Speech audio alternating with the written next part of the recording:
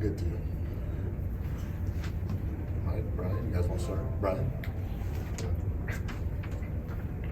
Matt, just the 3-point shooting all through the game, just was that something Minnesota was giving you? Was it just kind of come from the flow of your offense?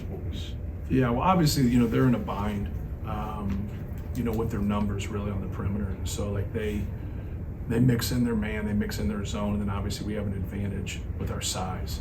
So, like, if they have to overdo it a little bit, now you get those step-in threes. But, both teams shot the ball really well, from three. It's been a fun game to watch as a fan. I don't think either one of us did a very good job of stopping, anybody from scoring on the three-point line. But no, we, like any other game, we're going to try to establish our size. Like that's our main thing. And then trying to get Jaden in transition, driving the basketball and opening up things for other people and opening up things for him. I thought he had really good patience, for the most part tonight in his drives and just letting things come to him and getting to the basket. But no, it's just the balance of getting deep post-ups, being ready to shoot, seeing how they're going to handle those post-ups, and then just executing our sets. This first 5 minutes or so, as efficient as you've seen this offense at the start of a game for a while. Yeah, and we've had other times when we've been really efficient, and then shots don't go. But like the execution's been great. Maybe that's the better word, where our execution's at a high level, but then you just miss an open shot. Like you can't look at that like a negative. You got to really try to reinforce to those guys that you can't get enough good looks at the basket. But I just thought we made good decisions to start the game.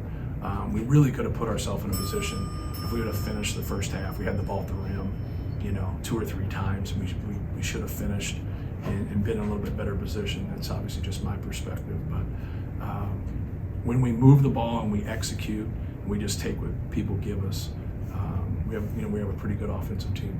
You got away from that at some point in the first half, Yeah. but then your guys got it back, Right. Which is something that I think your team has struggled with a little bit. Yes. Where they lose it, they don't get it back, but Yeah. tonight they got it back. Yeah, we had the 1-3 when we got up the magic number 12. It was right there. I'm glad we did that.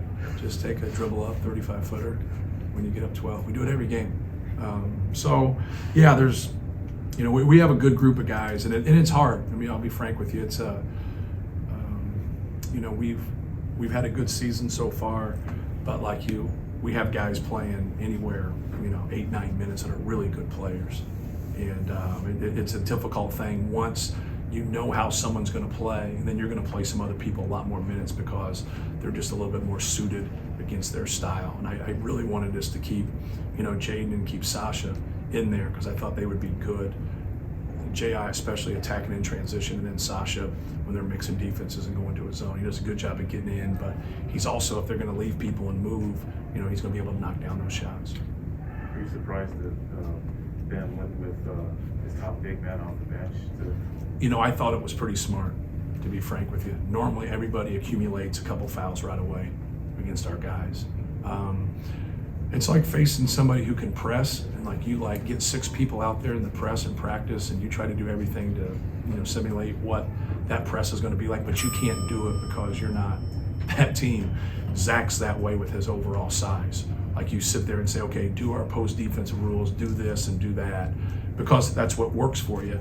But it sometimes doesn't work against him because he's so strong and he's so long. And then they accumulate fouls, and he's just backing them down, and they accumulate fouls. So I thought him doing that made sense. It made a lot, even though we scored the basketball, but you'd rather do that than put those 2 on Eric Curry right away, even though he got his when he got in too. Just the job your bigs did passing, They were great. kind of inside out against the zone. And Yeah, and it was a lot of shooters, hit a it lot was of a cutters. tough game for Travion. He got in foul trouble, but when he was in there, I thought he has 4 assists in 13 minutes. He made good passes and made some good reads. I thought Zach did the same thing. He over dribbled the one time on that one turnover, then he elbowed one guy in the head on the other one, which was a good call on the offensive foul. But yeah, just taking what they give them. If people want to collapse, just pass the basketball. If they want to leave you one-on-one, score it. If they kind of get in between, those are probably the toughest reads. What's it mean for your group when Eric Hunter does what he did offensively? Oh, it's huge. It's huge to be able to get that. It's just no different than Isaiah, getting 18 at Iowa. you get 18 in Iowa from Isaiah, and then you get 20 from him tonight. So it was great, and he was ready. He ends up starting because J.I. was hurt in the Northwestern game, but he had still been playing well. He had played well at Illinois. He played well there. Then he turns around and plays well again the last couple games. So he's really strung together like 4 out of 5 or 5 out of 6 really good games. What do you see out of Caleb first? Obviously, he had 2021 and then 2022, maybe a little bit different years for him, just obviously with COVID and everything. Where is he at, and kind of how is he incorporated himself? Well, we wanted to put a guard on Jamison Battle.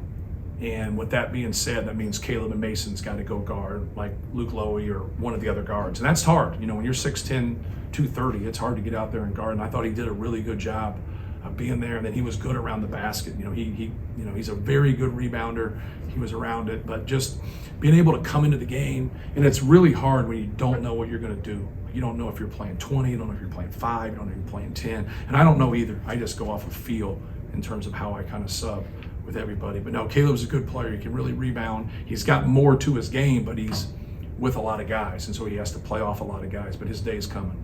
Those were 2 pretty big buckets he got you there in the second half. That kind of stabilized you, didn't it? No question. We came out of that timeout, and they made a good pass on his dive for that layup, and he got the rebound put back.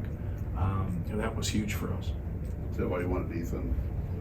Ethan was the first sub. Yes. Is that why you? Yeah, I went with him, and I thought he did some good things for us.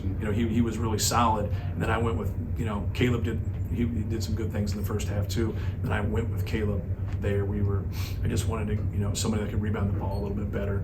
And but Caleb did good things too. When he went in there the first half also. But I don't think I played Ethan in the second half, right? Is that correct? I think that's right.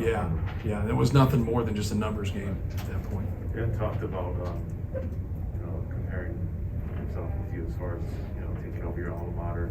Right. And obviously you're a model for stabilizing it. Right. You ever talked to him a little bit at all about? I've been fortunate just because I always, when new coaches come on, like you hear coaches at like meetings talk, and I make sure those young guys know, like, we've won the league 3 times. We've also been last twice. And so we've been up and down that ladder. And the one thing is Purdue's administration has stayed loyal.